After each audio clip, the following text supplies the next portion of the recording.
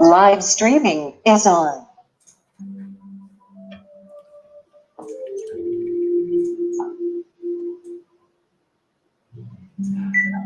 All right, so we are back with the afternoon sessions, and the next panel is best practices and staying compliant, and it's going to be moderated one of the all-time stars of moderating in many industries, and now in the marketing industry as well.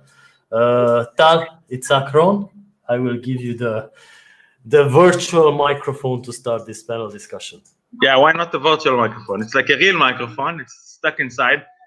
Zoltán, you know how I miss live events? I think everybody misses live events. I believe that, you know, Amir, Mikay misses being in Bangkok. Martina, I remember that we had, I don't know, 3 years ago, dinner in Budapest or Sofia. Where was it, Martina?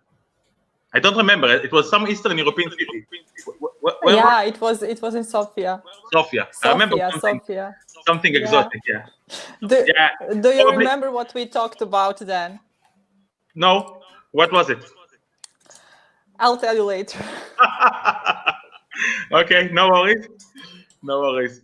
So yeah, we have Martina. Martina you changed the company. You know, you were there in Ensoft. That's correct, right?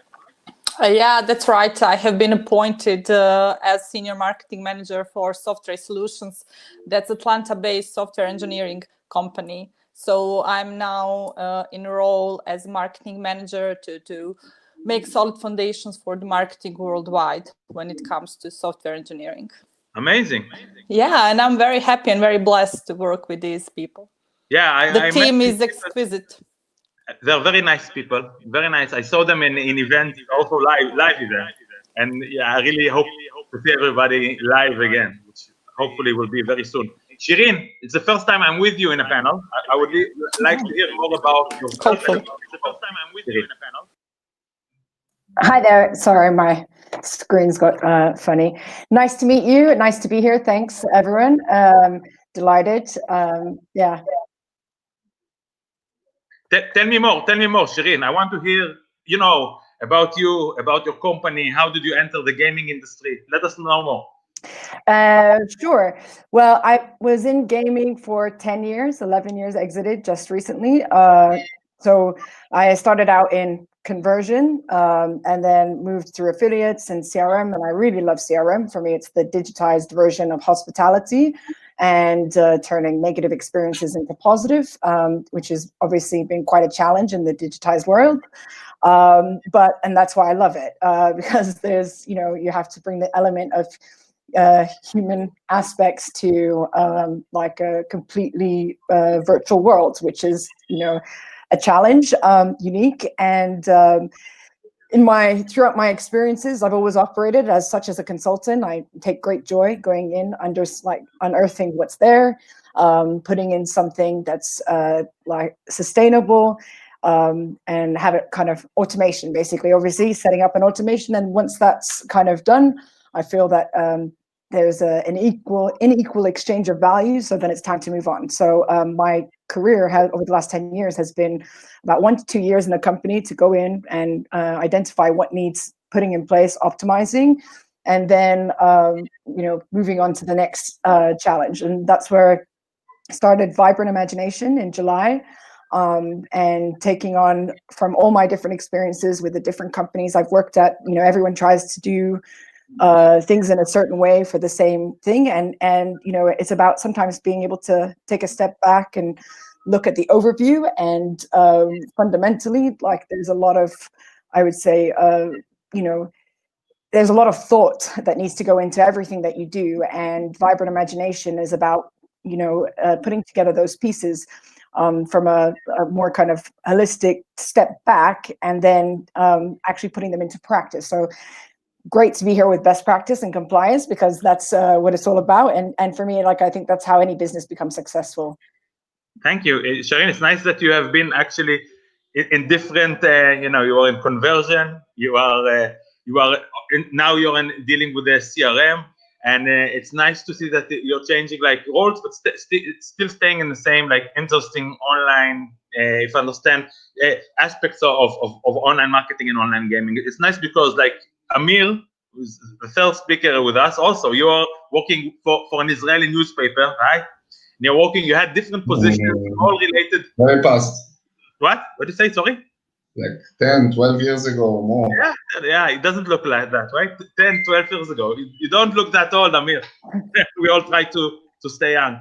Yeah, but Amir actually changed also. He was once working as an employee of several really large companies in Israel, and then you actually shifted to, from a large corporation to SMB, which is actually your own, right? So you want to tell us more about yourself, about what you're doing nowadays, and your experience, Amir? Yeah, thank you, Tom. I used to be a media buyer for one of the leading gambling companies, Euro partner. Euro partner.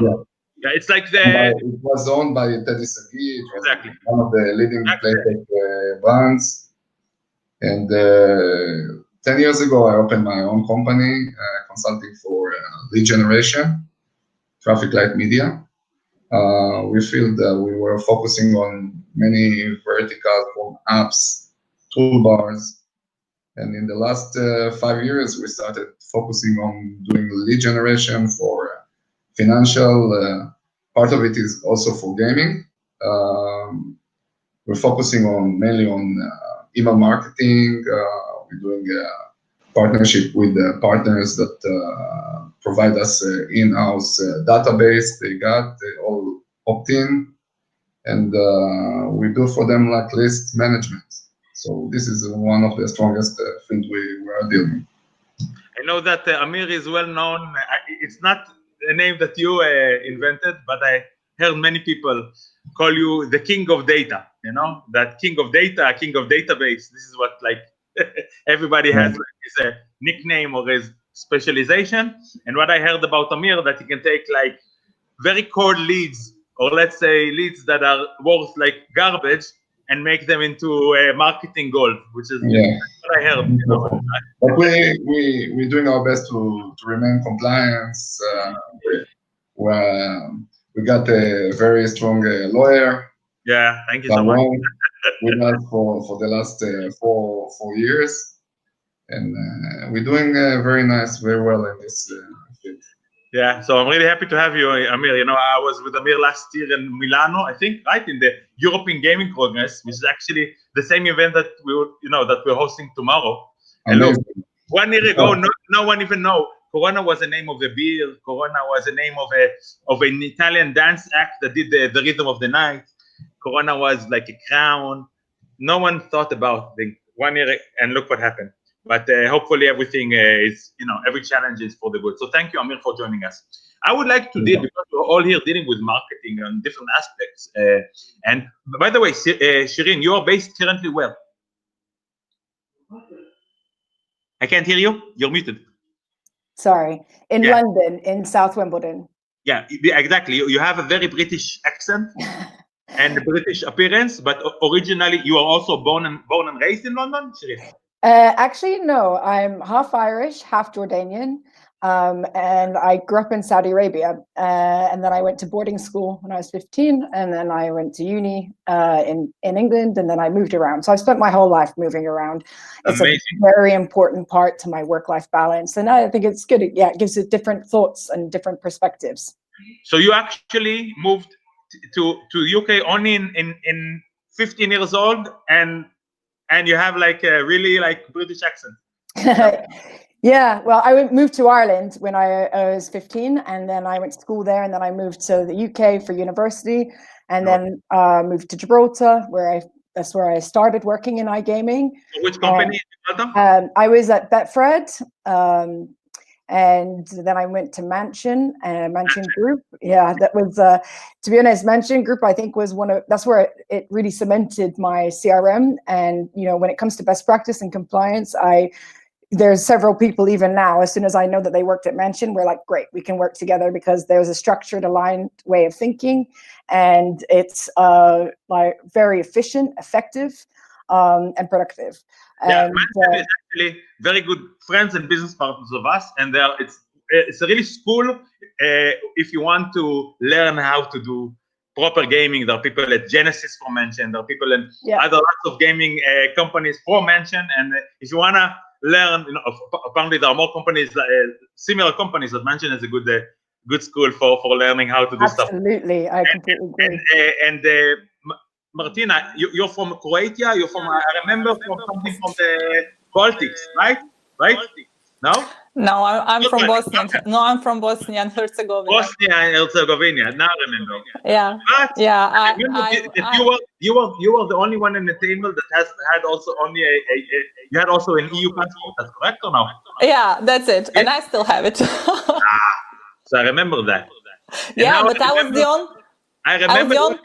I remember what we spoke about. We spoke about because back then, years ago, you were not on social media at all. And I told you, listen, people who are not on social media at all is like really, really creepy. Something very, very, this is what. Now I try to remind, what does it about? But what happened afterwards? Do you remember that?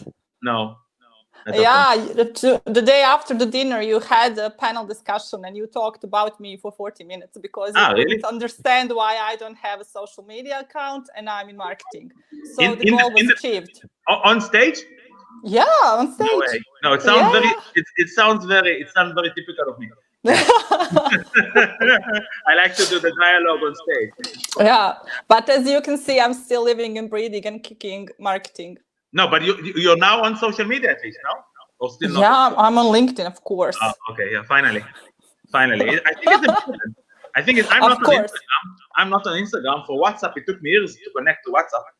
I just connected like 2 weeks ago. I was connected like 5 years ago, and then I deleted it and reconnected 2 weeks ago. But I think it's everybody knows whatever is good for them. Of course. Good. Excellent. So I would like to discuss with you, because we're dealing with marketing, and all of you, in their career shifted sometimes from large corporation to smaller corporation and SMB, and you're all dealing also with marketing. I want to hear, your projections, and you're also not like understanding what is the main differences in marketing, if we're speaking between the differences between large corporations. And Amir, you are working for large corporations. I think that also several of the companies that Shireen mentioned are definitely large corporations. And the difference between those large corporations with this extreme marketing budgets, than marketing the smaller and medium sized businesses and guerrilla marketing. And I want to understand, because you all deal with typical businesses, I want to hear from you some of the differences between those activities. So let's start with Martina.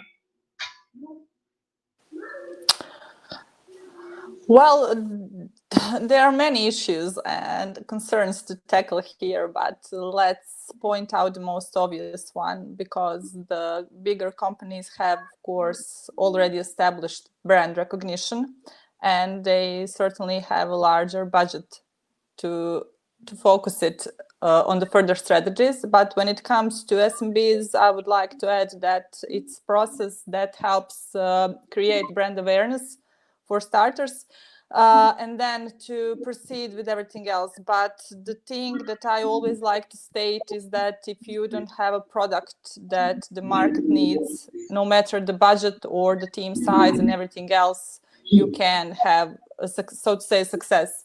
Marketing nowadays, even though it's mainly digitized, I still believe in omni-channel marketing approach. I believe in data-driven decision making. And of course, I'm sorry, I'm hearing echo. I think that you are right. You're right.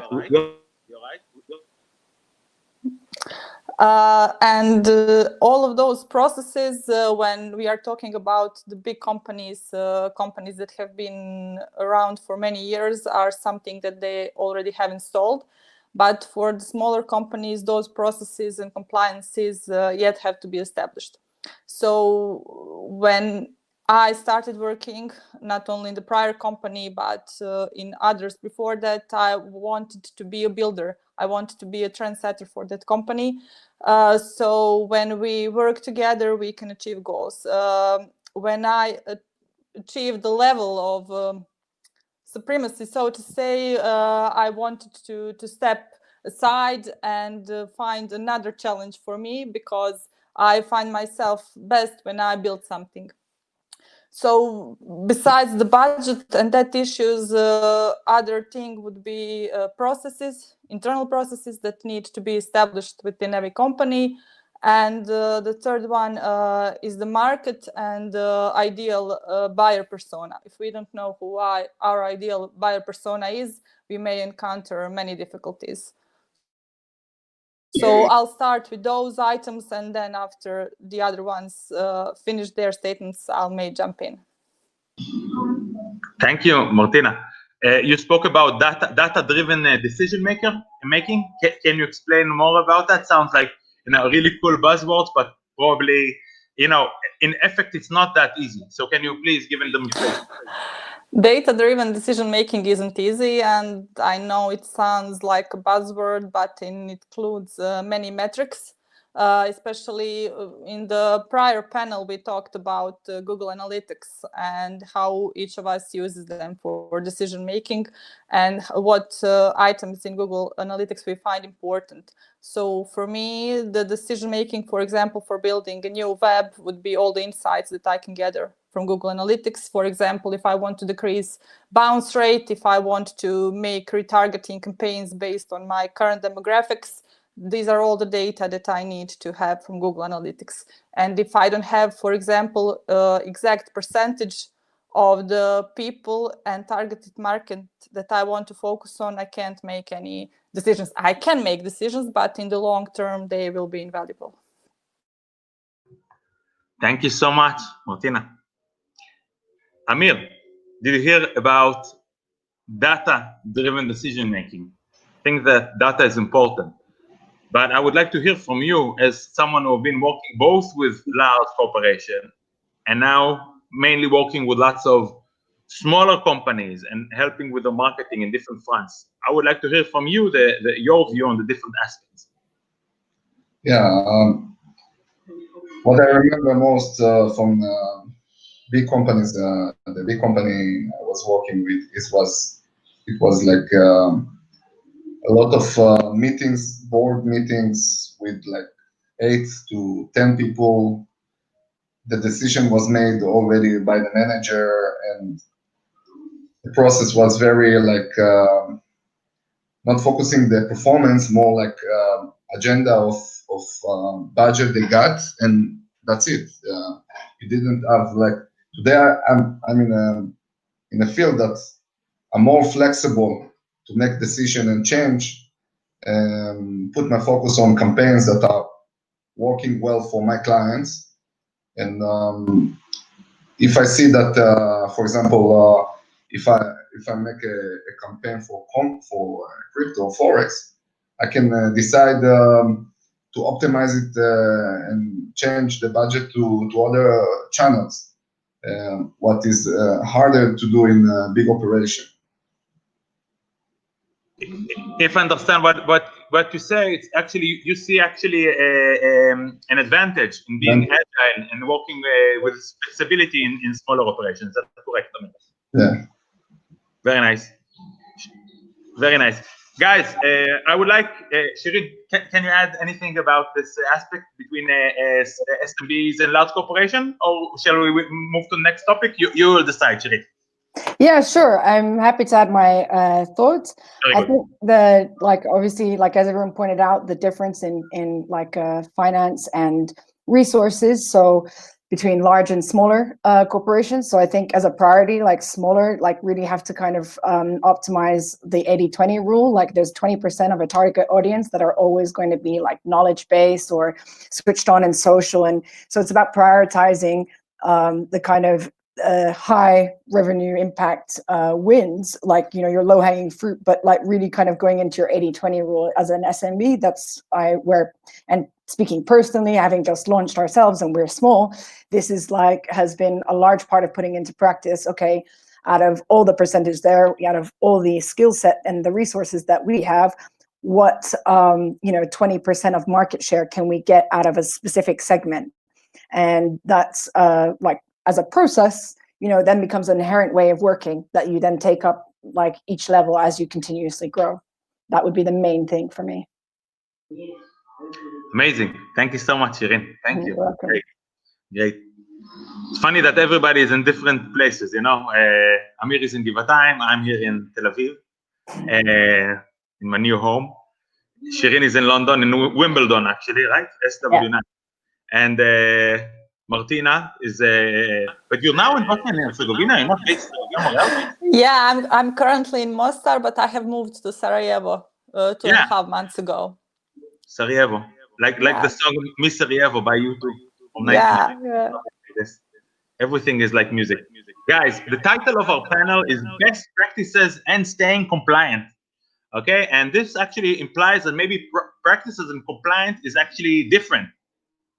What I would like to hear, if actually, is it different or it's actually complement each other? If actually being compliant can be a long-term strategy for companies and marketers, or it's something which is like a pitfall. And you know, Amir, because you're a marketer and I have the opportunity also to be, you know, our law firm deals with your company, I would like to hear from you, you know, what do you think about this? Can marketers still stay compliant, or being compliant, is it such a burden? I would like to maybe to discuss about GDPR or compliance. And, you know, I would like to hear more about compliance from you as a marketer. Well, last year we've been doing some campaigns on Facebook for Forex and crypto. It was very hard to struggle with that. We tried to use also like a database that we got from partners, and it was almost impossible to run compliance. We've been using sources that were committed, that they are double opt-in, that everything is by the book, and even then Facebook rejected the campaigns. Even we passed all the compliance and everything. The lookalike portfolio was not accepted, and it was very, very hard to work in this process. So we got back to focus on what we are strong with. It's the email marketing. We're using unsubscribe form that the user can log out and get out from the list where they sign up already. And we're working by the book. We see good results. For my end, I feel more comfortable working with regulated brokers that know the job, know to do the work right, to do the things by the book, and make business more stable. That's what I see for my end. Amir, thank you so much, and thank you for your thoughts, and thank you for your input. Martina, you heard what Amir said, and to hear about the difference about compliance and best practices, and does it really complement each other? I would like to hear from you, your thoughts. Yeah, well, I definitely think these two are codependent, because I believe that practices are what builds the best compliances. The better the practices, the more trustworthy the compliance per se is. So adapting the adequate practices and adequate procedures is what confirms the company credibility. SOFTRAY Solutions has just recently been issued an ISO certificate, so this is yet another confirmation that our compliance is on the highest level, that we do everything within GDPR restrictions, so that our clients and all the people that interact with us know that we do the best that we can when it comes to that. So I believe that being compliant should be the only business strategy, that there is no, so to say, choosing between anything else. But however, I do believe that practices and compliance are the same thing. It's funny because, you know, you say it's really like, wow, definitely. You need to mute when we speak, because I think that with me and you, it won't work on the, you know, we already tested it. So when I speak, Martina needs to mute. Martina? Okay. Thank you. I want to comment on what you said, and then you can, you know, I'll mute and you'll open. Look, you said something very categorically. You know, you're very, you know, you have your confidence. There is only one way to be. let's be compliant. And I believe if you speak with people working in the Swedish market, and they're really trying to be compliant, and recently, like several years ago, there is a licensed licensing process in Swedish, Martina, and I believe many of the people and the delegates who are dealing with online gaming know that in Sweden you can be a licensed activity, but the regulator called Camila, she's cool, she's like intelligent, and she has, of course, very good interest and motivation. But at the end of the day, it's very, very, very problem to stay compliant in Sweden. No matter how you want, you paid lots of money to get a license for gaming in Sweden, and you still cannot market it properly. And that was something that really, really disappointing people who are staying compliant. So I totally agree with what Martina said, and that is very important to stay compliant. But I think that also on the other side, in some cases, also some of the regulators need to a bit ease the pressure. I believe that everything should be, of course, by the book, regulated and being compliant. But again, it's important not to throw the, throw the baby with the water. Places that have 50% gaming tax, places that you get the license but you cannot market properly, places where sometimes and that is my 2 cents in respect to what Martina said, that 100% compliance is like the best. As a lawyer, I can agree with you, compliance is important. But again, I think that everything should be also in a good measure for the best interest for the players in one side, the business owners on the other side, and all the ecosystem to make it all proper. That's my 2 cents. Thank you, Martina, for that. I just want to add something. You're now talking from the point of view as in iGaming industry. I was talking from a different point of view as a B2B marketer for software developing industry. So when we focus on this part, compliance is a 100% must, because we have a clients and the broader audience we have to confirm ourselves to. So let's say we talk and think the same, but on different markets. Maybe, but you know what? I will ask another question, and maybe Shireen will answer me on that thing, because we both speak about compliance, and Shireen, you will refer to that, and then you can also address on compliance in general, because we're speaking about marketing B2B and B2C, okay? And Martina referred to B2B, and she said it's important to stay compliant. And let me be asking a tricky question. How much you, and I'm speaking about Shireen, need to be compliant with Facebook and Google rules and regulations? And I will ask Shireen that question, and let's maybe, move also to other. Shireen, what do you think about that? Sorry, can you say again? So how with, can you? Okay, I will explain. Martina, and then I'll also get back again to compliant. But the topic of this panel and the topic of this question is actually the difference, or maybe the dichotomy of being compliant and best practices. And how can you still do best practice while staying compliant? Now, Martina said, listen, it doesn't go, there is no difference between staying compliant and doing the best practice. I had a bit argument about that, but we still believe the same. Now, I'm asking, being compliant, when you speak about being compliant, you can be being compliant with what the regulators or the law, what Amir said, but there's also being compliant with what Facebook and Google wants. Do not do black hat, you understand? And I want to ask someone like Shireen, who did like all of the different industries, what do you think about compliance in that sense, okay? Sure. Well, I think basically it's the main touch point that both aspects of compliance and best practice are trying to reach is integrity.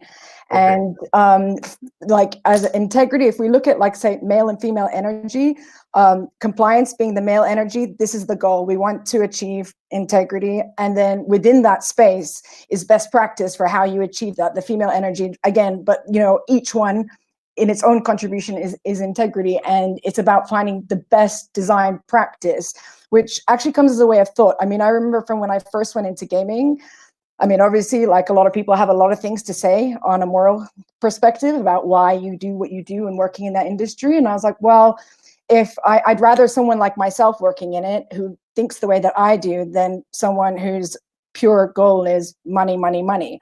Right. And before we had all like these regulations, like, I mean, we know that, the first terms and conditions, everyone needs them.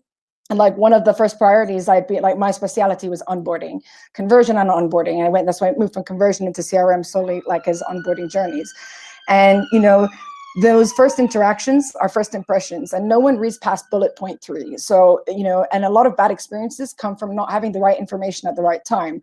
So, you know, for me, that's compliance and best practice is a reflection of basically the integrity within a company, how well that's communicated to the people within a company, and how that gets executed. Because to be honest, like it is a pure reflection of all the efforts on your side as a business, and like it having those experiences nailed down from the beginning just makes it a smoother process throughout the rest of the journey and throughout the rest of the departments, and it becomes a way of thought and being able to move as a unit, which is what I, you know, like, I mean, in development processes, Scrum and Agile, they've basically, you know, been, I believe, put into place to yield this. And I think that as personally, like in my experience, I've seen the more that I know those principles are used predominantly for scaling the software development. However, actually putting them into practice as a way of working day to day on customer journeys, etc., brings out a holistic attitude for a company to work as one. And it, you know, best practice and compliance should be built into everything, not just the product, but into the product experience, but the work experience, which then gets reflected on the customer experience. Thank you so much, Shireen. And you know what? I would like you to actually close our panel with, you know, you're all dealing with marketing. Not all of you are marketers. Some of you dealing, you know, VP marketing, head of marketing, dealing with marketing, or owning a marketing company. You know, we're here in 2020. We're in May 2020. Strange era. What does the future hold for you know, for us? You know, I'm a lawyer of also of marketing companies, but what the future holds for the marketing industry? And that's a big question. But I would like to hear from you one by one. So let's start with you, Shireen. Sure. I think it's, to be honest, I think it's really exciting times. Every individual is like a cell within a greater part of the body, and each individual needs to be healthy in order to contribute to the rest of the ecosystem. Our economy is basically the bigger body encompassing every company, and within that, you know, like that needs to all be balanced. So I think going forward, we're going to see integrity is going to make the difference between successful and unsuccessful companies. You know, AI is coming to a point where, you know, there's a reason it's only going to ever output what's been put in it. And, you know, that's why the level of trust needs to be like, it's so important. You know, there is no over one body looking at our complete whole world right now with every thought that gets typed into a search engine. You know, it is like time for people to, you know, come together and really take ownership, because it is being reflected in our economy, as we can see right now. 20 years of inconsistent behavior, lack of regulation, lack of integrity for different audiences, target audiences, products, everything that's been made, everything that's ever been thought is basically being reflected right now in different ways, from the economic structures to the way that people are living. And it's important that basically, if we want to change that and you know, to feel a more wholeness world, then basically everyone needs to play their part and know that, you know, take responsibility for what you're putting out. Marketing isn't just making your company money, it's changing people's lives and it's changing interactions between one another. So it's really important. I like that. Thank you so much, Shireen. Marketing, wow, that's really cool. Marketing is not only making money, it's also changing people's life. It sounds it sounds like Donald Trump, but I don't know if that's a good thing, but hey, I think it's a good thing. Amir, you know, what does the future hold for marketers? Amir, because we're approaching the end. Amir, yeah, please. I think it's a big opportunity this time, period of life. With the corona, a lot of people are staying at home.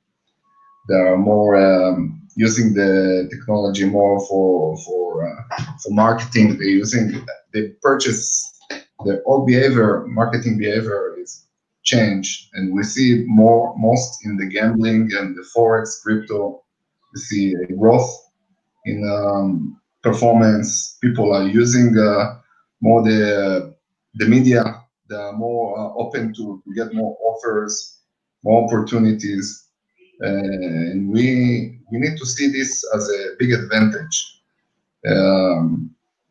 Every change could be a risk and can be an opportunity. We have to find this time of the Corona time big opportunity.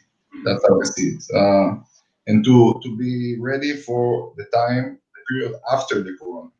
Like with marketing, when all the markets will open, what will be our next opportunity to do? That's how I see it.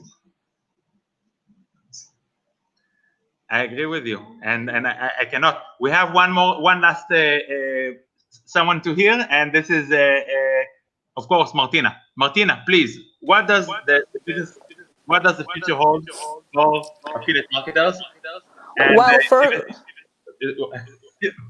Mrs. Healy, she knows our panel is finishing. hey, beauty. Yeah, 1 minute. She knows in 3:45 we'll finish. So 2:45 your time. Martina, let's hear from you. What does the future hold for marketing? Okay. First and foremost, I hope future brings us all good health and we find a solution for the overall situation. When it comes to marketing, I believe that we are now even more focused on the digitization process and that we are fully aware that remote work in our industry can be affected. So I believe that this process and all these actions taken in the last times will continue, and the brand loyalty will become even more significant. And by brand loyalty, I mean all those steps that lead towards that. So maintaining it and keeping our customers happy is one of the postulates that all of us will have to take care of. And of course, communicating about Corona in solid ways that won't hurt anyone. And of course, staying compliant with everything. Thank you so much, Martina. Thank you You're so much. welcome.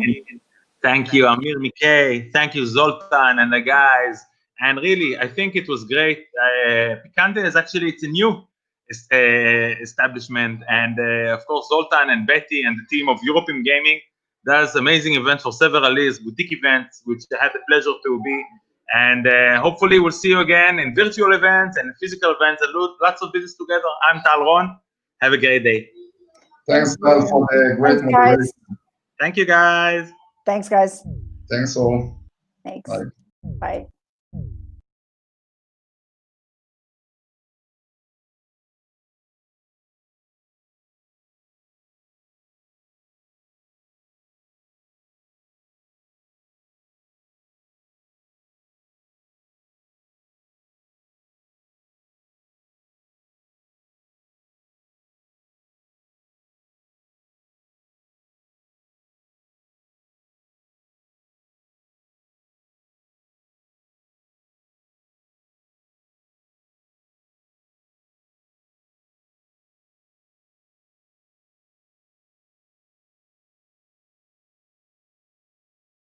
Immediate.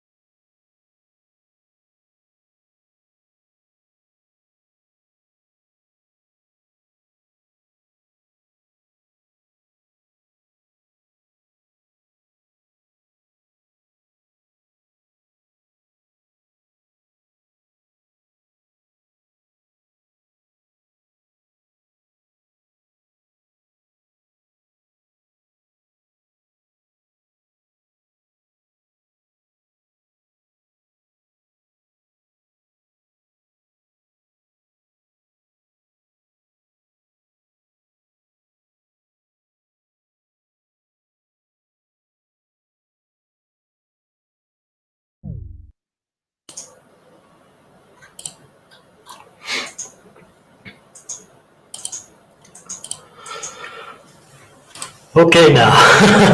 So, to all the viewers out there, the agenda says what are the marketing agencies saying about 2020 and beyond, but it seems we only have one marketing agency present here because somehow the dates got mixed up and even the moderator could not attend this panel discussion. But other speakers will join during as we go along this panel. So I would like to introduce you to Richard Muscat, Azzopardi. He's the CEO of Switch, a marketing agency based in Malta. Am I right? You are right. Hello, everyone. Okay, good. So, Richard, could you start by introducing yourself and your agency first, then after that I will ask you some questions. Yes, sure. We're a 360 marketing agency, so we handle a bit of everything for a variety of clients in a variety of industries, which means that we've been seeing a very mixed reception to 2020 because we have had different clients hit in very different ways. Some have been doing very well, some have been doing very badly, and everywhere in between. So I think we're in a position where 2020 has shown us a bit of everything, and now we're hoping to see more, at least of the good things going forward. We handle, from an agency point of view, we focus particularly on brand and digital, and a lot of both of them together. So digital communications that really emphasize on brand, but we handle a bit of everything, as I said earlier. Yeah, okay. Yeah, today, when it comes about branding, this morning we talked about digital empathy, which nowadays has been used at the maximum level, even stretching it as far as it can. And there was a great example about the marketing strategy. I don't know, I think in Israel, about from a dentist office. Yeah, it's a funny story that they do that for advertising. And let me ask you, because we had a talk 2 or 3 weeks ago in regards to this conference, and I remembered you said that in 2019 you had a talk about how 2020 would look like in terms of a marketing agency's perspective. What happened and what didn't happen from your predictions? Okay, the second part is easy. Nothing happened. Hello. Hey. Hi, Matan. Hello, Richard. Nice to see you again. Same here. So yes, the talk itself focused on why I was excited to be a marketer in 2020, and the predictions for 2020 were big. So we were hoping that 2020 would see us as marketers explore much more and push boundaries much more, especially because we're working with a new breed of as younger people start getting more purchasing powers. Millennials are now the old thing. So we were expecting 2020 to be the year where we could start pushing the boundaries and coming up with exciting new tactics to do more of what we're doing, disrupting sort of incrementally. Instead, we ended up with a 2020 where everything changed in a way that was, I think, surprising to everyone, naturally. Is 2020 still the most exciting time to be in marketing? Probably yes. Maybe not for the right reasons, because sometimes it's a bit too much trouble then. But yes, I think I stand by. It's a very good time to be in marketing, but also it's a very insane time to be in marketing. Yes, it is. Matan, so happy that you can join us. Yes, I'm so sorry. I had some problems logging in. No problem. Even the moderator cannot join because somehow something happened.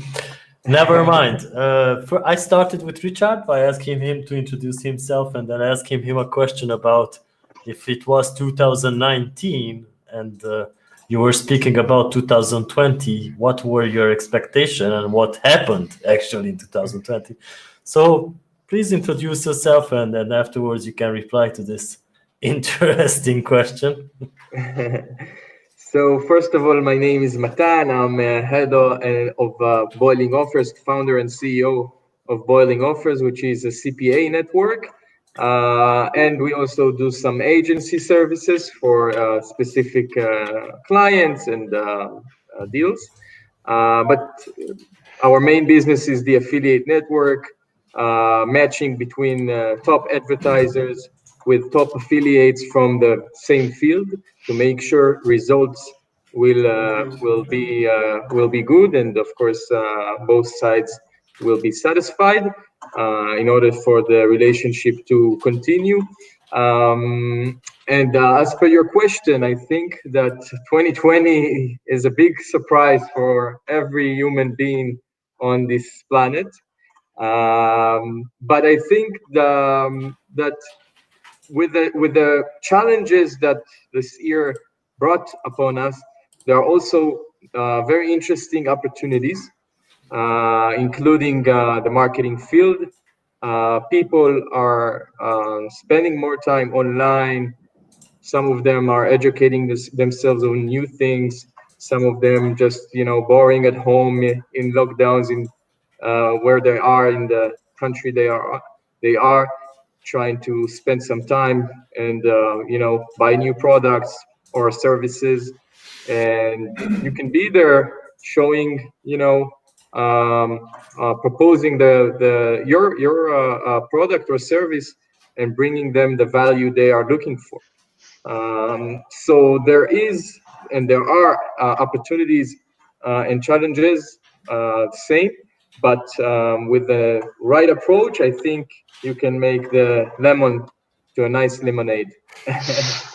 Yes, that's a good point of view. And there was an interesting also mention during one of the panels today in regards to the B2C side, especially since we are now talking that people are at their homes shopping more online, but the type of client has changed because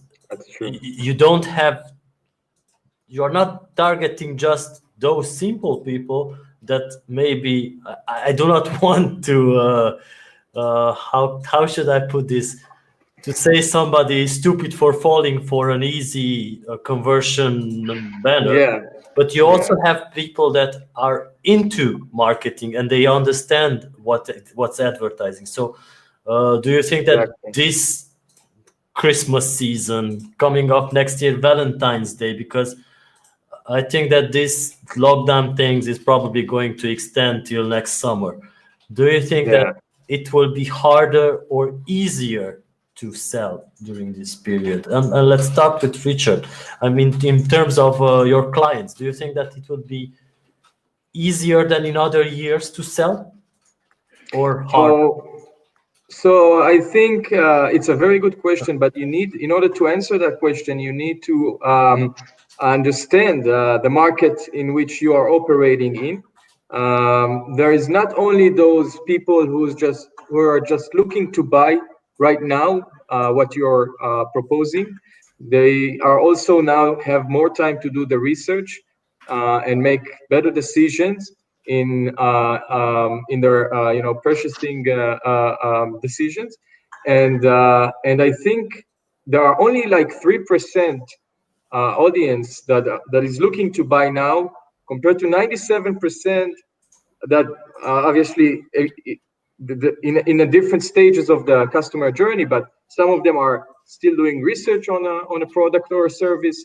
Some of them are not even aware they want or need the product or the service. So I think you should this year target more those 97% that are in different stages of the journey, of their customer journey, and try to bring the right messages for each stage. So for example, if we are looking on those people who are doing a research, trying to offer them a value by helping them making a better research on the product or service that they are looking for, and then help them push your product or service while doing so, while bringing them value, while helping them understand how to make the better decision when buying a product.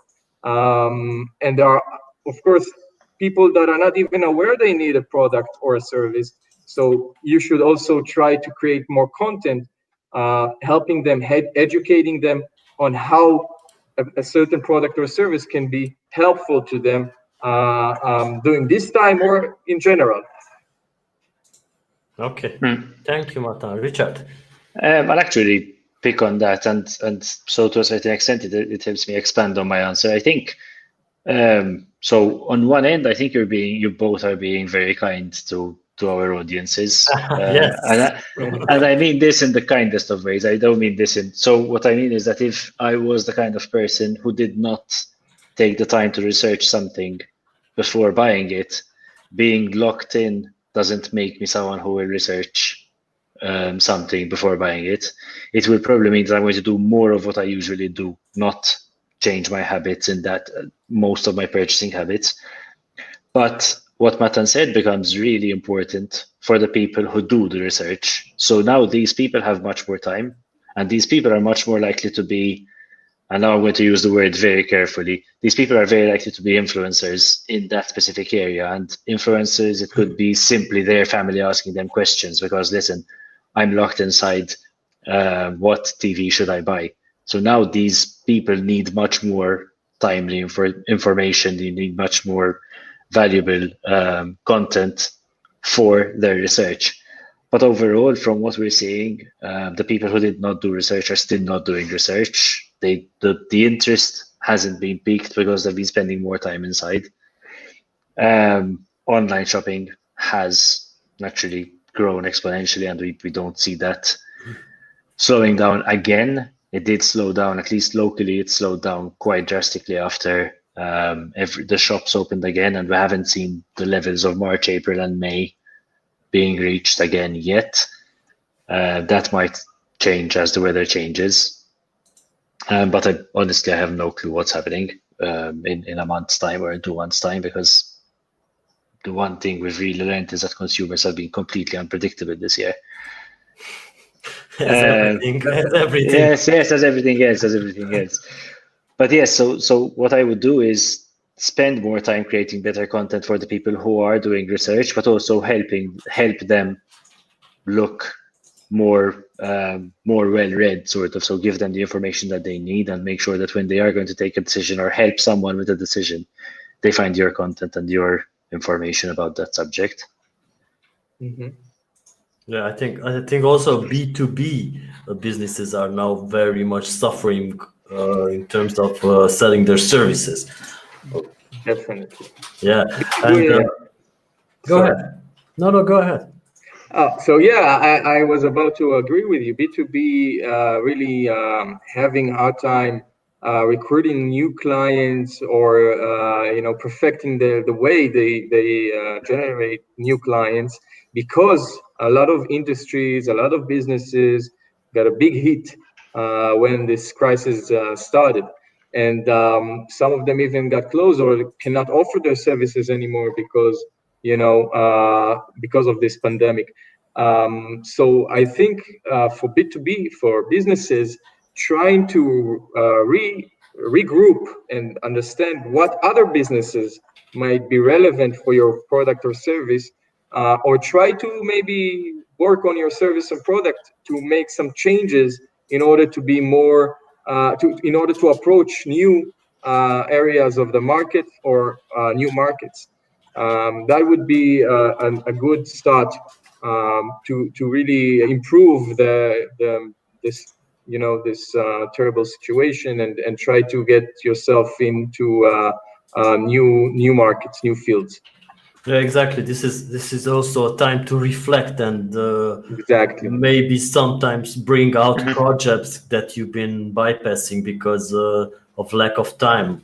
And yeah, everybody talks about it's time for innovation and stuff like that, but really it's time to reflect on everything that you've been bypassing and considering not that important. But now it seems like for instance with us, with this platform, we weren't supposed to launch maybe just in 2021 this conferencing networking platform. So it was kind of a project left on the shelf. But since we cannot organize any live conferences now, we must move online. So the best way to do it is to maybe have your own platform or something like that. So another big hit in every industry, and even I think for you guys, payments. This is everywhere. Are you worried about 2021, or are the digital budgets that are maybe calculated for digital projects are going to be bigger next year in terms of your clients? From our visibility at the moment, no, they won't be bigger. If anything, I don't know. I think best case scenario at this stage is matching this year or improving slightly. What we're finding is that a lot of people are now realizing that the uncertainty, again, there are going to be so many cliches in this chat, but the uncertainty of the period is being, I think, manifested mostly in people being conservative. So from a budget point of view, most people, rather than coming to us with a budget for the year, we're getting, for example, a monthly budget and then seeing what we do from month to month, and that is shifting sometimes even within the month because of how the situation changes. From a B2B point of view, even to touch a bit on what you said earlier, I think the issue as well is that people are doing their best to insource, which is logical. So if I have a team, if us as a marketing agency were doing some of the work that's specialized and some of the work that is practical for our clients to hand over to us because they don't have the time to do it internally, like coordination work or some basic stuff like data input, all of a sudden they have secretaries lying around with no work to do, so they're going to do the coordination and the data input. Right. For us, it's not fun work, but it's the kind of work that at the end of the year all builds up and brings billing. So now replacing that is better because it's giving us an opportunity to do work that's more fun and that's more specialized for us. But it also means that we have to widen our portfolio of clients relatively rapidly. Yeah, okay. Matan? We cannot, you're muted. I think he accidentally pushed the other button. Okay. Yeah. Welcome back. I guess I'll never get used to this virtual conferences. None of us will. Yeah.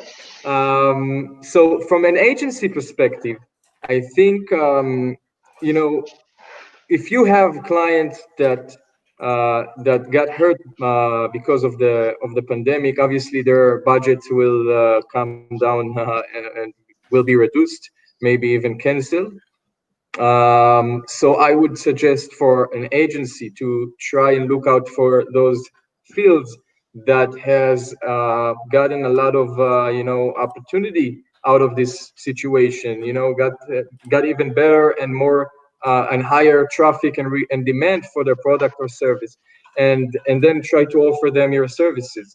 But from an affiliate network perspective, I think trying to find deals that are performance-based and not having the client put a big budget up front, I think that would be a good solution if you know what you're doing. But in that case, you must handpick those clients that you believe that you could do a great work on a performance model.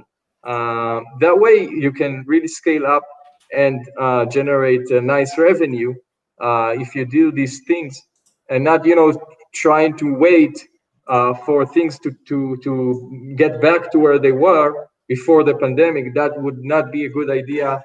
I highly recommend to really try and as you said before, reflect on your business, reflect on how this pandemic influenced your business, and try to come up with a plan to reach new clients, new fields, and see how you do this and how you generate more revenue and income from new clients, maybe, or even current clients that you might have a better solution or better service for this time.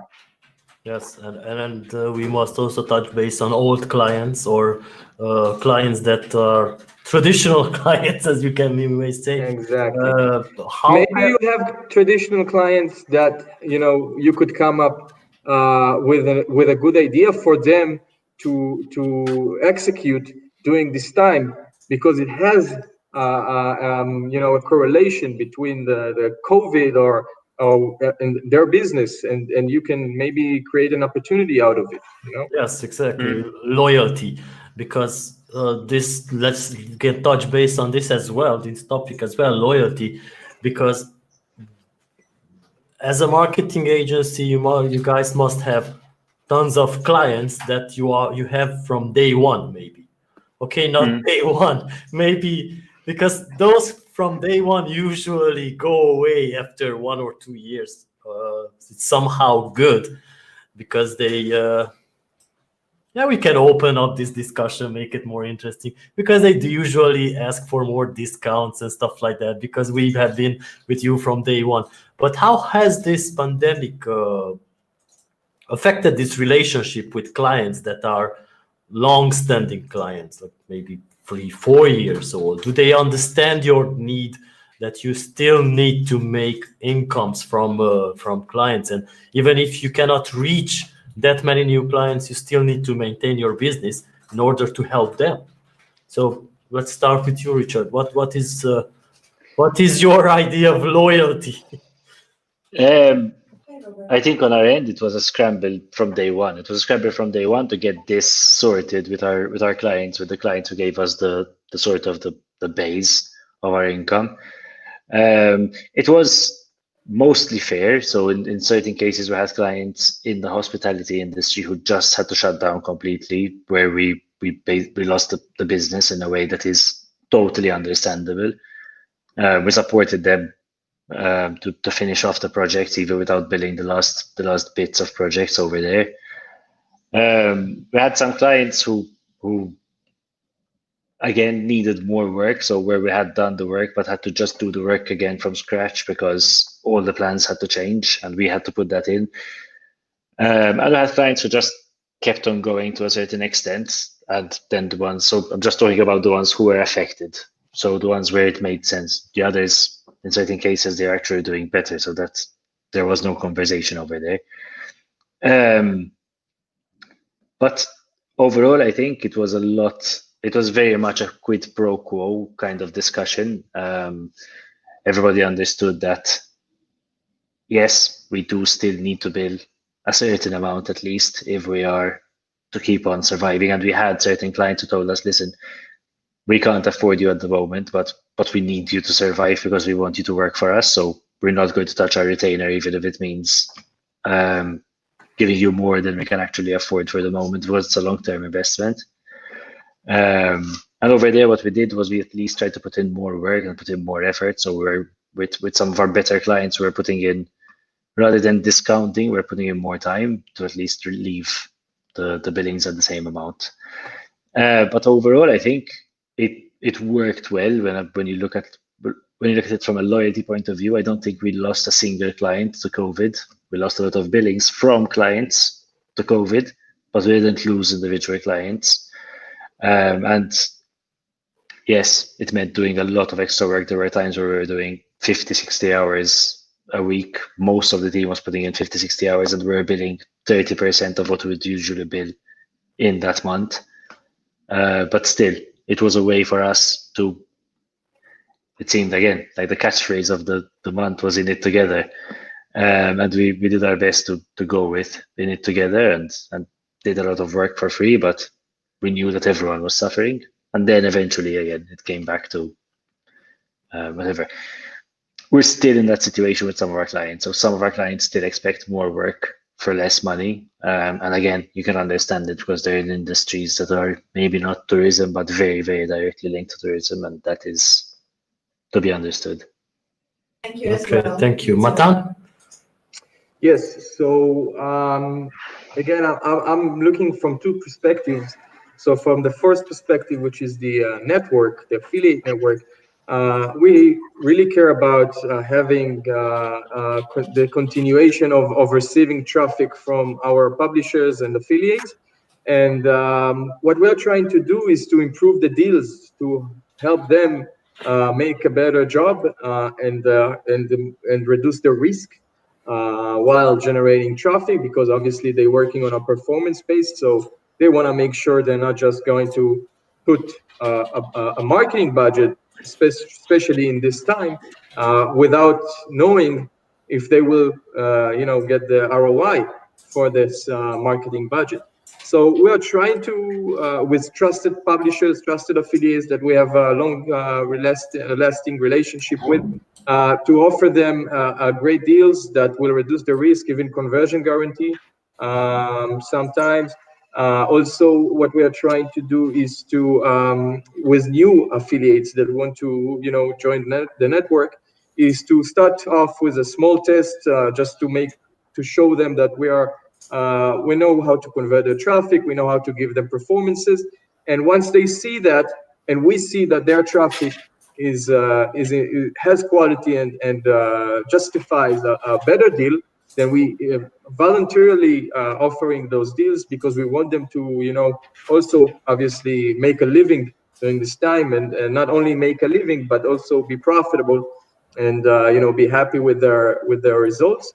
And on the agency point of view, what we are trying to do is to really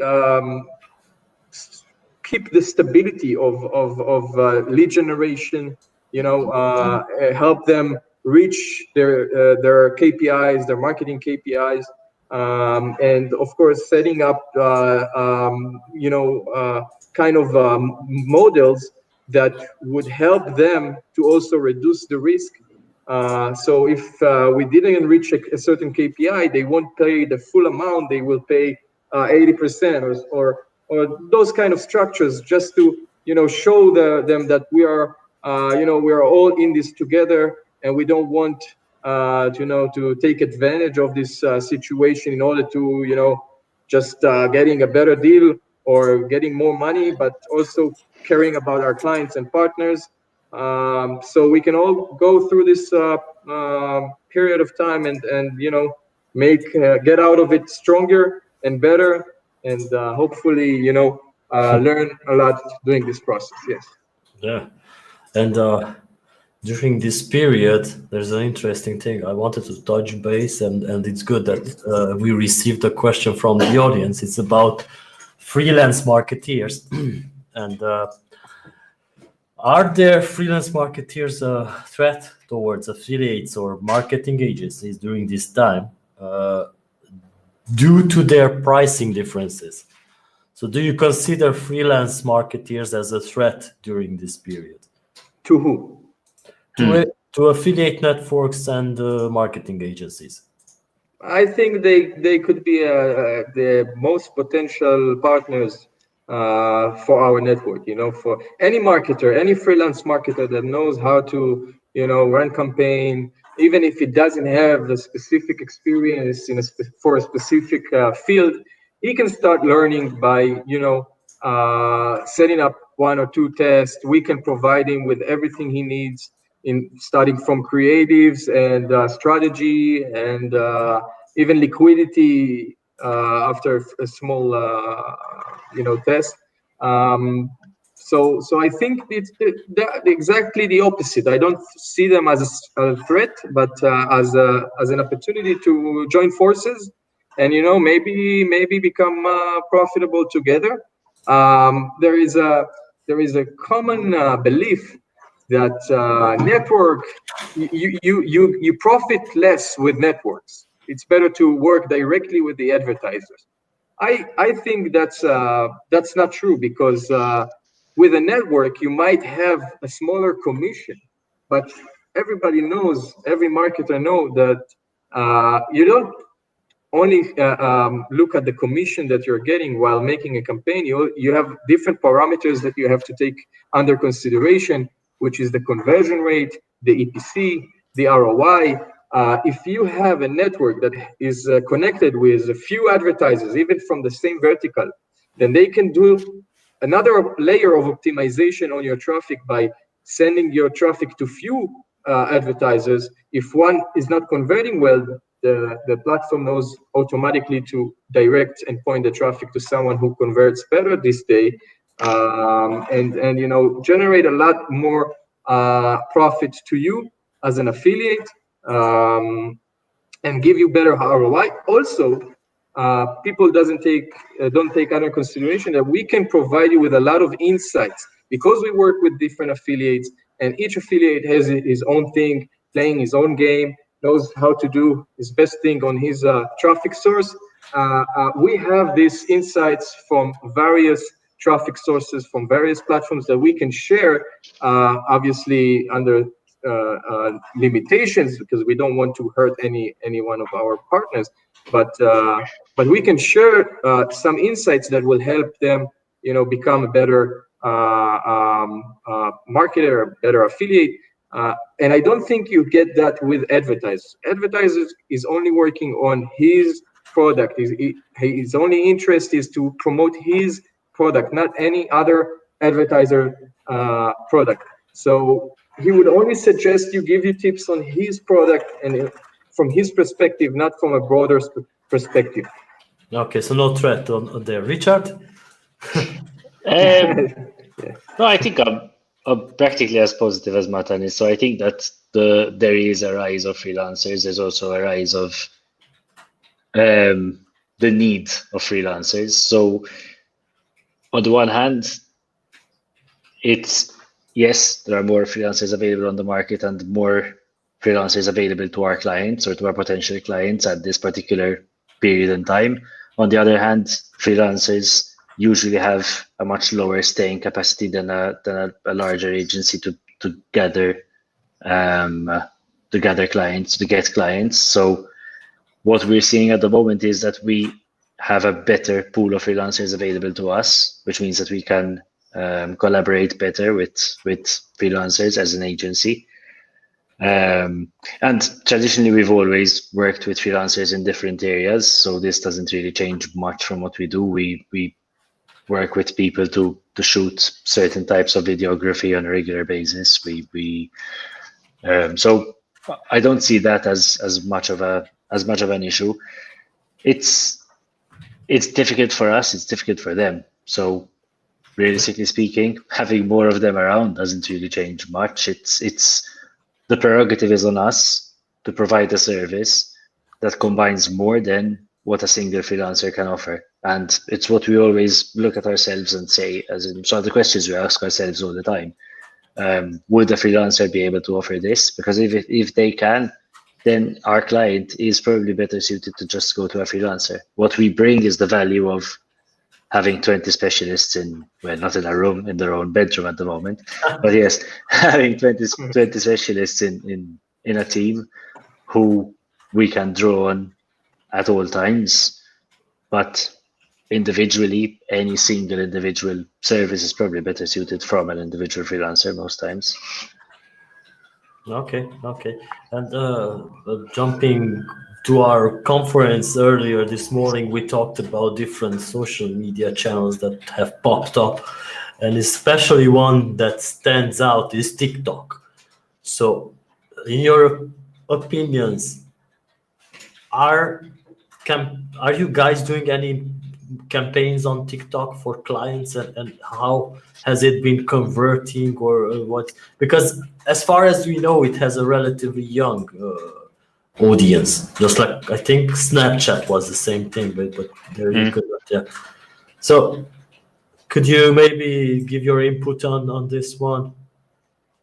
Yep. Shall I go first? Yeah, you can go first. So with TikTok, I think the main issue we're seeing with TikTok is that it is an excellent platform, but it needs a lot of energy, and it needs clients who are ready to buy into it wholeheartedly, which we haven't had at this stage. So while we have been researching TikTok, and while we have proposed a few ideas for TikTok, we haven't managed to sell anything on TikTok yet to our clients. From what we're seeing and from the sort of, so what I want to talk about is my research and not necessarily our experience. Yeah, exactly. This is a personal thing. So yes. No, but I need to say that I'm not talking from experience. So from what we're seeing with TikTok, I think the the main thing is to actually understand the audience and what it is there for. A lot of people have interpreted that in a way that is a bit silly. So it seems like if I am a brand and I have to go to TikTok, I have to act in a way that is immature, which is completely wrong. Younger people do not want immaturity. Younger people want to be treated in a way that makes sense to them, within the language that they are familiar with, but with context and with the subject matter that makes sense to them. I think one of the better people I know on TikTok at the moment, from a sort of completely outside the normal TikTok stuff of dance challenges and all that stuff that seems to be super popular on TikTok, is Gary Vaynerchuk, who has an excellent TikTok channel where he talks about stuff like investing in a way that is really relatable to younger people. So he talks about investing in terms of sneakers and how you buy sneakers and they could make sense in the future and all that stuff. So he's talking to a younger audience with the context that they need in a way that is with all his energy. So his energy is amazing, and that really helps. But he's using the platform in a way that is respectful of young people and not telling people, hey, young people, I have this for you. It is really cool, which is absolutely not what, so the whatever, and they'll end up on subreddits like our young folks or whatever, like there are people who just make fun of people who are trying to communicate to young people. Yeah, they are not 4-year-olds or 5-year-olds. Yes, that's it. So I think, and that's been our recommendation. There have been times when we've recommended stuff like a TikTok dance challenge for a brand that is super commercial and for a brand that is very, very populist and popular. But honestly, if I think that any brand at this point should be on TikTok, and now it's our prerogative to convince our clients to get there as quickly as possible. The challenge then is frequency. You can't be on TikTok. You can't try to be on TikTok. You have to commit, and it has to be something that is really all in or nothing. Yeah. Okay, thank you. Matan. So, to be honest, we don't have a lot of experience with TikTok. We did learn it. We do understand how to run campaigns and what are the main principles to follow in order to succeed with this platform. But since we're serving most of our clients that we are serving, their target audience is not there. So we didn't have a real reason to start, spending a lot of budget on TikTok just to say we run campaigns on TikTok. It has to make sense for the client. It has to, serve the KPI that you are trying to achieve. But I think Richard has said very true and accurate things.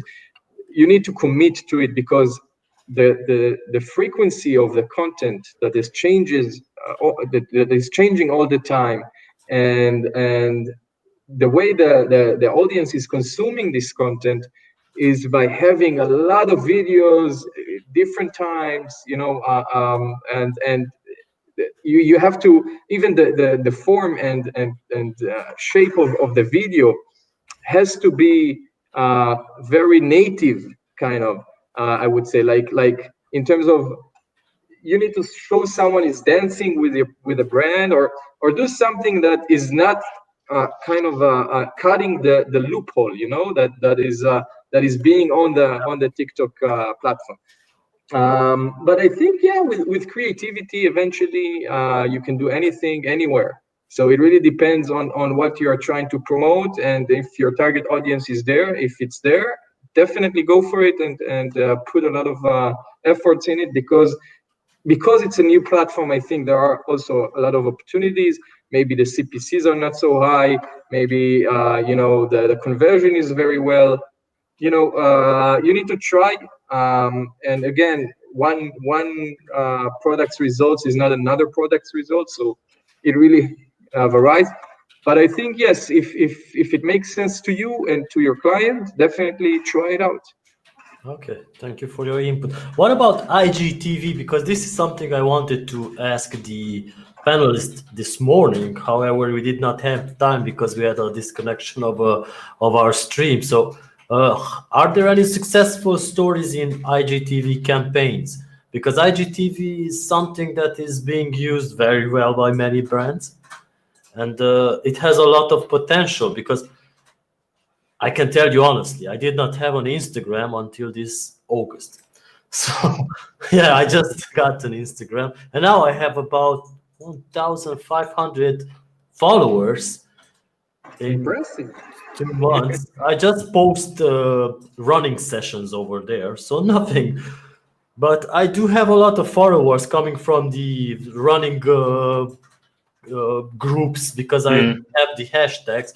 But I do get approached by many companies that become an ambassador and stuff like that. So I thought that, wow, because I have so many followers, but then I dig into it because I wasn't interested in Instagram, but it seems that this is the way it works for companies. But after that, I saw IGTV, which looks very interesting. So I would hopefully get a good input from you guys in terms of IGTV, in terms for brand usage, for brand awareness.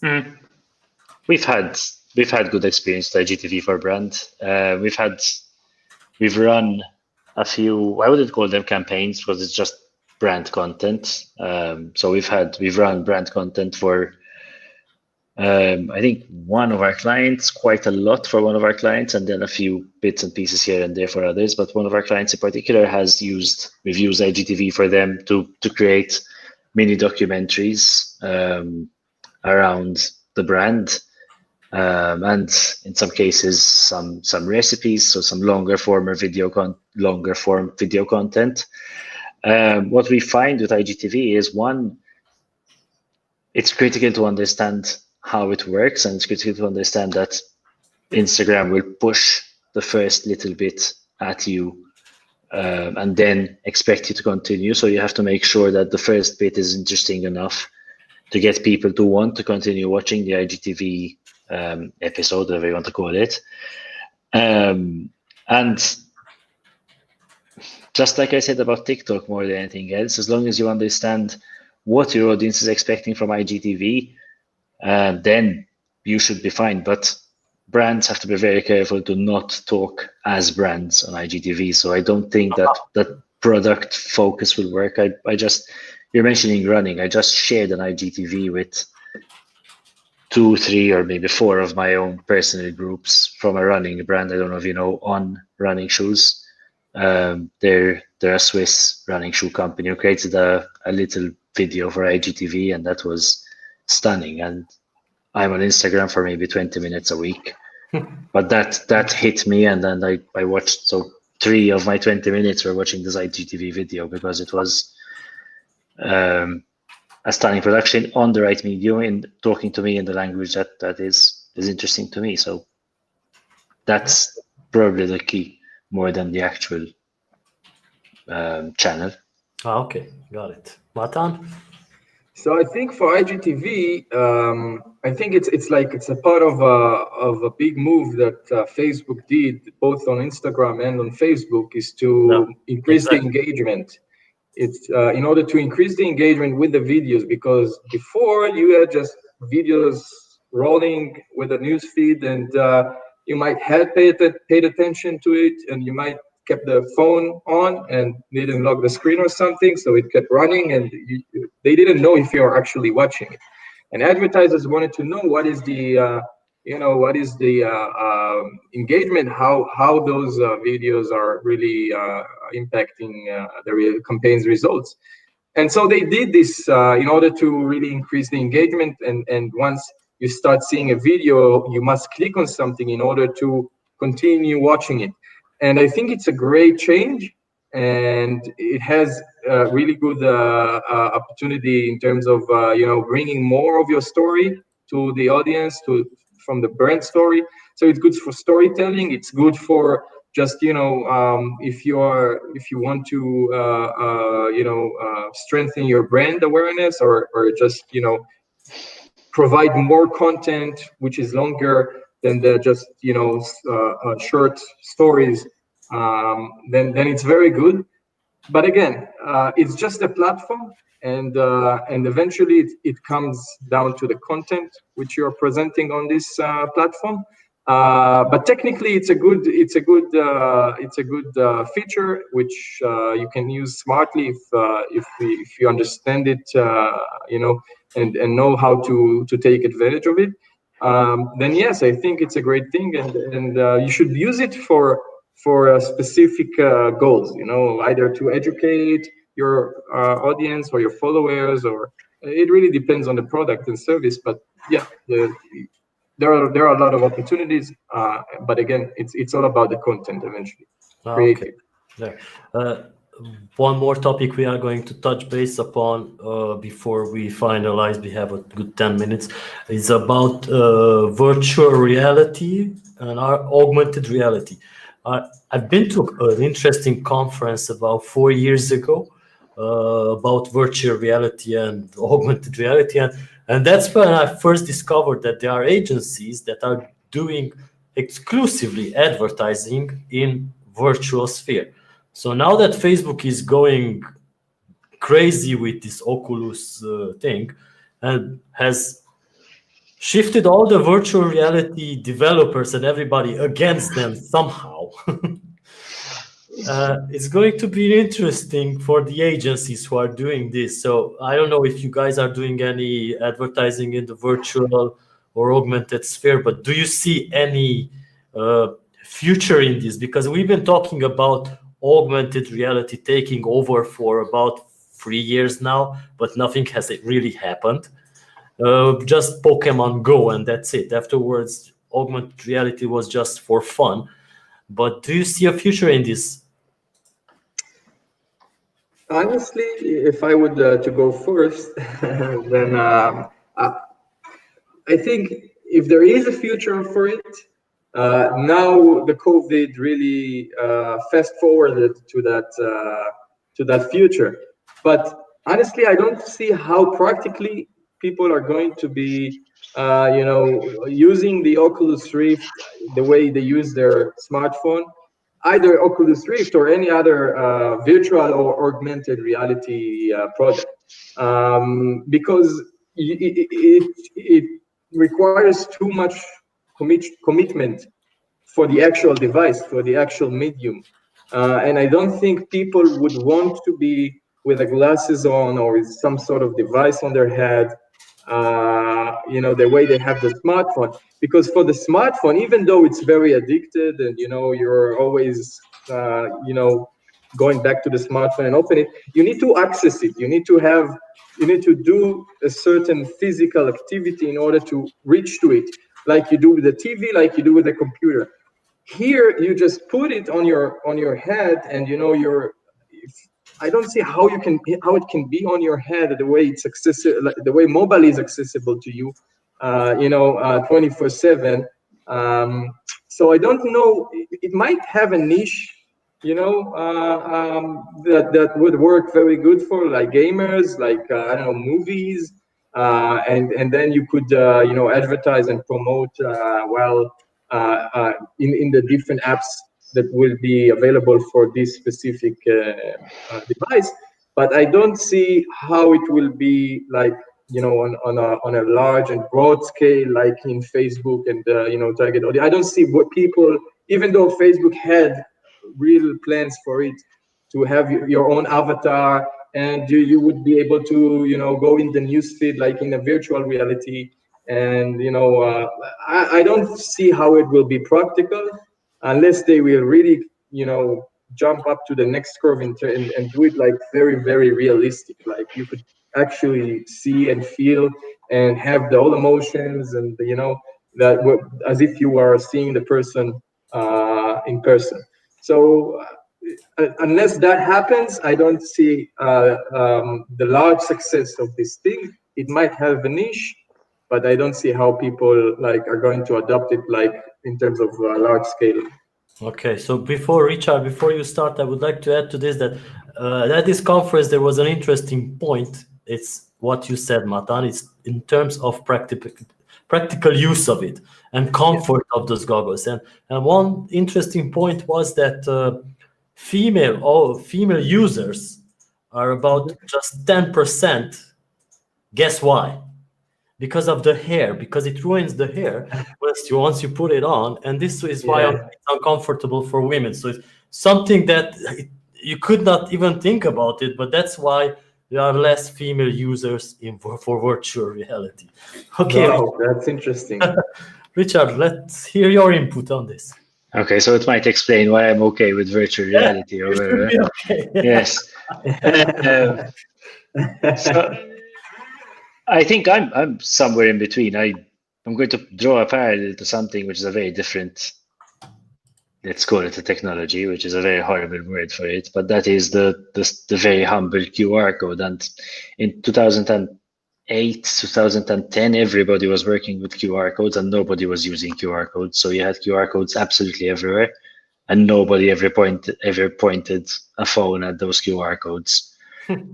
Then COVID came along and that was one part. And the second part in the puzzle was most modern phones just put a QR code reader in their camera app, standard. You don't need to download another app. If you've got an iPhone, you just point your iPhone at a QR code with your camera on and to recognize it. Most Android phones have implemented that in their camera app as well. So now QR codes are finally being sort of used, 10, 15 years later, but with a proper dead period in between. So it wasn't continuous and just went up. It just vanished and then just came back because different things made it happen. Now I don't know what the factor will be and what will be that little sort of jump for virtual reality, but I think that has to happen. And as you both mentioned, the devices themselves are not comfortable or practical at this stage. They're comfortable or practical if you're in your living room alone, and if you're a gamer, and whether you're sitting at your desk or whether you're wearing a VR set, doesn't really make a difference as long as you have the space to roam around without crashing into your coffee table. But for other practical applications, I think that the major problem at this stage is that a lot of the virtual realities, I have a VR set myself, which I don't use too frequently, but the whole experience can be special. It's not there yet. And it's probably because, and you mentioned agencies, but if you think about it from a commercial point of view, to convince a client to spend that amount of money on a VR application, when it's such a small niche product at this point in time, is going to be so. At some point, we're going to have the need and the investment meet that.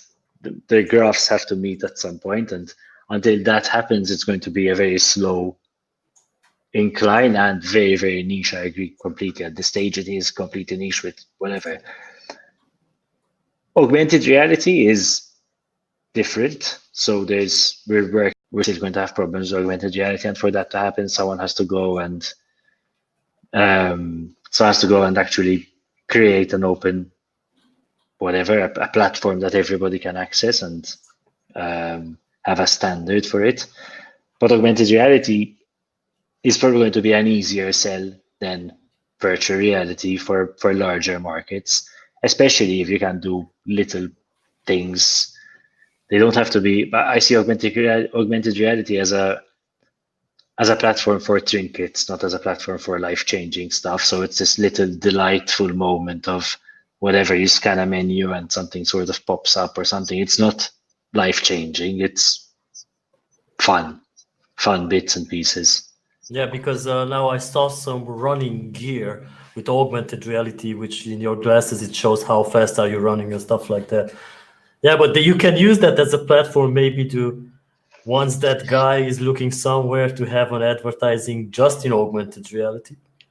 Because coming back to your input on this, last year we hosted a conference and we had some virtual reality guys there who have built a parallel world in virtual reality. It's called Somnium Space. they are actually hosting conferences, concerts, and you can basically live in there. And they had this great idea about advertising.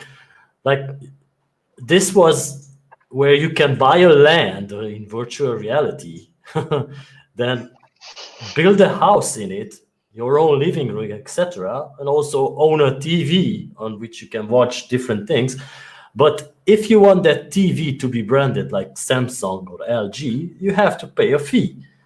So basically, that fee would go to the user, some commission, part of it, as their salary for living in virtual reality, which is, if you think about it, it's really interesting. Do you still have to wash your dishes in that house as well? No, I don't think so. But this was last year, and I saw that this year they are still growing. I think they have about 20,000 people already living in there. And they already have jobs in virtual reality. Like, for instance, you can become a designer of clothes and stuff like that. So it's really interesting. So that's why I asked this question, because it might be maybe like in 5 years we are going to talk a bit more about this. Okay, so if you would like to add anything else to this, Matan. I hope that we won't get to a point where we buy a house, a virtual house, and live in it. You know. Hey, you never know. You never know, because Yeah. if you stay too locked up inside the house Yes, for at too this long, point. you might be interested to You own have a another house that you can go to. Yeah. See? But I think people need to. I mean, in my opinion, I think people need to, you know, take you know, a big understanding of how they want to see their life going on forward in terms of technology, and how much they want technology to be such a, you know,